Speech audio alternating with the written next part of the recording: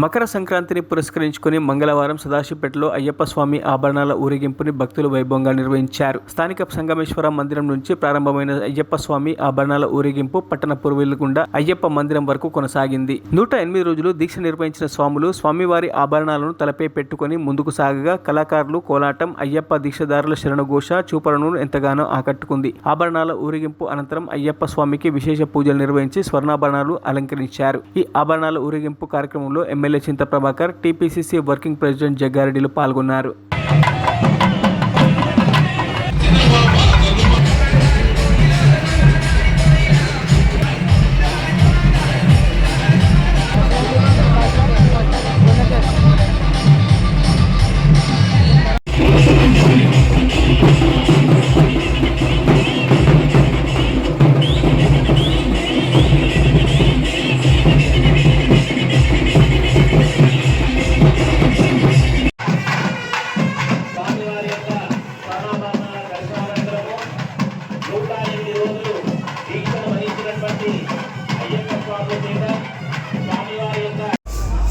మా బావగారు గురుస్వామి సుధాకర్ గురుస్వామికి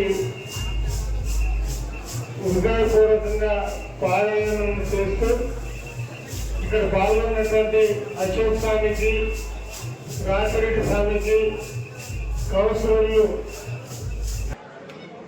పురవీధుల గుండా అంగరంగ వైభవంగా జరిగే ఈ శోభయాత్ర జిల్లాకి తలమానికం. ఇక్కడ జరిగేటటువంటి ఈ కార్యక్రమం ఇంత అద్భుతంగా జరిగే కార్యక్రమంలో వెళ్ళేటప్పుడు అందరికీ ఆ స్వామివారు దర్శనం ఇస్తూ స్వామి టెంపుల్ కు ఈ స్వర్ణాభరణాలు చెల్లుతాయి.